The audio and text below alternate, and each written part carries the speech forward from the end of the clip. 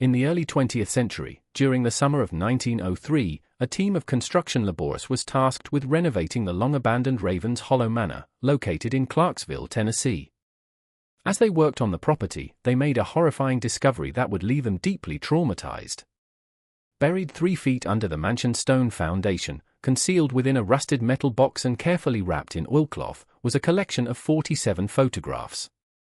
These images provided a gruesome visual record of one of the most savage and methodical family murders in the post-Civil War United States.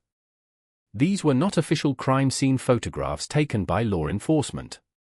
They were something far more sinister and personal, a photographic confession of revenge. The pictures documented a retribution so meticulously planned and coldly executed that it took 27 years for the full, horrifying truth of what happened to the Holloway family on the night of October 13, 1876, to come to light.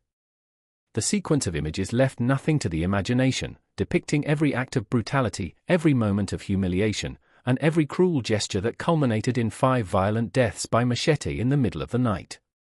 The most shocking revelation was that the murderer had compelled the family's patriarch, Cornelius Holloway, a man known for his obsession with using photography to document his own power and dominance, to personally photograph the systematic execution of his own family. He was forced to capture each agonizing moment, frame by frame. The town of Clarksville in 1876 was a community deeply divided and struggling to find its new identity. The old guard of the plantation aristocracy desperately clung to the remnants of their former glory, while newly freed slaves and impoverished white citizens worked to build new lives from the ashes of the defeated Confederacy. The Cumberland River flowed through tobacco fields that had once generated immense wealth through the institution of slavery. Now, these same fields were the stage for intense and uneasy coexistence, where former masters and former labored side by side under profoundly different and unequal circumstances. At the center of this volatile environment stood Ravenshollow Manor, an imposing 3-story Georgian mansion overlooking nearly 2,000 acres of prime farmland. The estate, constructed in 1834 by tobacco magnate Jeremiah Holloway, had survived the Civil War relatively unscathed, thanks to the owner's cunning decision to align with Union forces when they occupied the area. By 1876, the property was under the management of Jeremiah's son, Cornelius Holloway, a man with 2 consuming passions that would ultimately determine his family's grim fate. His first passion was photography, then a relatively novel art form. He was fascinated by its power to capture and preserve moments in time. He maintained a sophisticated personal darkroom in the mansion's basement, stocked with the best equipment money could buy. While he earned income from taking formal portraits for local socialites, his true interest lay in what he termed the reality of Southern life, candid shots of field workers, street scenes, and what he considered anthropological studies of the region's diverse population. His second passion was far darker. Cornelius had earned a reputation among his workers, both black and white, as a man who derived particular pleasure from asserting his authority through psychological humiliation and physical punishment. Unlike his father, who had been a conventionally stern but not unusually cruel slaveholder, Cornelius seemed to relish the mental and physical torment he could inflict, wielding his economic control over a vulnerable and dependent workforce.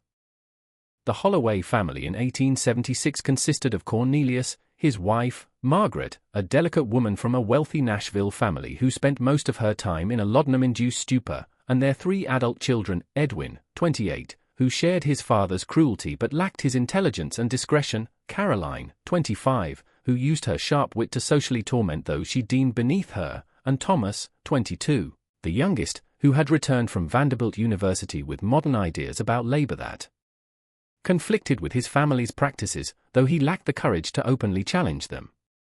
The plantation employed about 60 workers, a mix of sharecroppers, day laborers, and domestic staff living in dilapidated cabins across the property. Most were former slaves with nowhere else to go, trapped in a cycle of debt and dependence that was slavery in all but name. This system was maintained through economic manipulation, social pressure, and outright intimidation.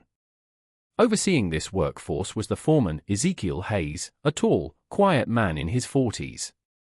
Hayes was literate, which made him invaluable to Cornelius, but also potentially threatening. He had managed to save some money and rumors suggested he planned to buy his own land someday. Unbeknownst to the Holloways, Hayes possessed another, more dangerous skill. In his youth, he had learned the basics of photography from a traveling photographer, knowledge he had kept carefully hidden. By the fall of 1876, tensions at Ravenshollow had reached a breaking point. A poor tobacco harvest had reduced profits, making Cornelius more volatile and cruel. Several families who tried to leave were told their debts had made it impossible. Those who protested were subjected to public beatings, which Cornelius had begun photographing as deterrent documentation. The morning of October 13, 1876, began with an autumn chill.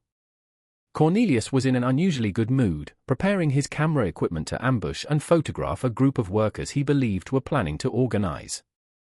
However, Ezekiel Hayes, through a network of informants among the staff, had learned of this plan. More importantly, Hayes had discovered Cornelius's most guarded secret. He was selling copies of his most degrading photographs to other plantation owners throughout the South, turning the suffering of his workers into a profitable side business.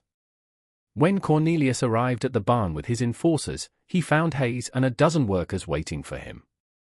Hayes revealed his own hidden talent, presenting a camera he had built from discarded parts.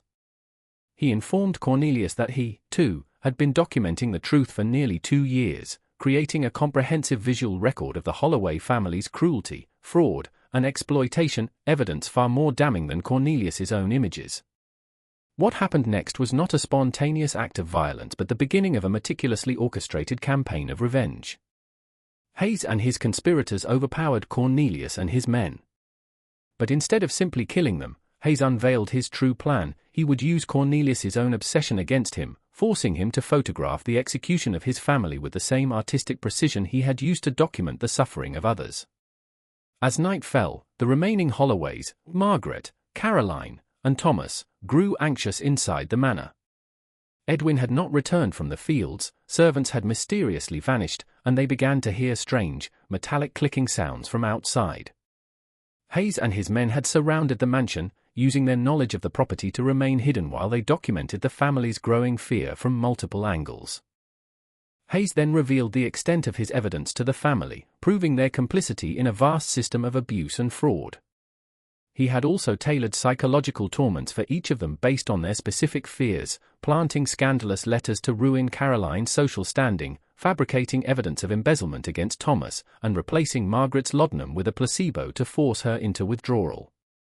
After a prolonged standoff, Hayes's plan moved into its final, horrific phase.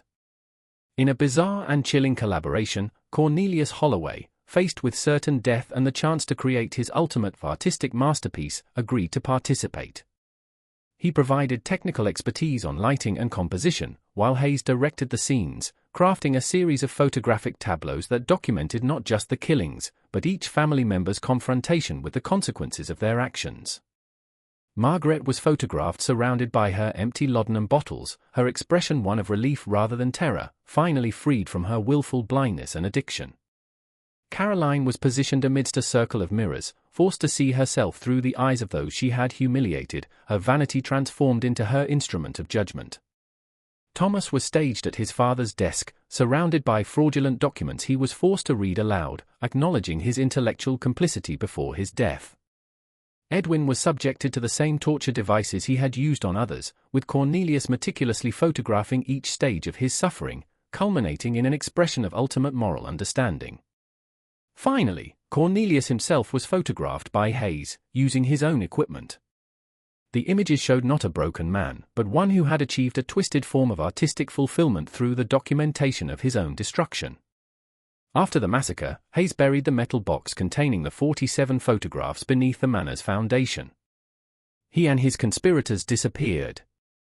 The official story, accepted by corrupt local authorities and neighboring plantation owners who were complicit in Cornelius's activities, became one of a simple robbery gone wrong. The mansion stood empty for decades, gaining a reputation for being haunted. The discovery of the photographs in 1903 created a national sensation. Their technical quality and horrific, morally complex subject matter were simultaneously repulsive and compelling. They were briefly displayed before being hidden away from public view, their whereabouts eventually becoming unknown. The mansion was demolished in 1905. The legacy of the Ravenshollow photographs is profound and ambiguous. Ezekiel Hayes achieved a brutal, poetic justice, turning the tool of the oppressor against him. He demonstrated the power of systematic documentation as a weapon for the powerless, influencing future social reformers and investigators. However, he also crossed a terrible moral line, matching his oppressor's cruelty with his own calculated and artistic vengeance. The story serves as a permanent, chilling reminder that the line between justice and revenge, between documentation and exploitation, and between art and atrocity, can be tragically thin. The photographs force us to question whether Hayes was a liberator avenging his people or a monster created by the very system he sought to destroy.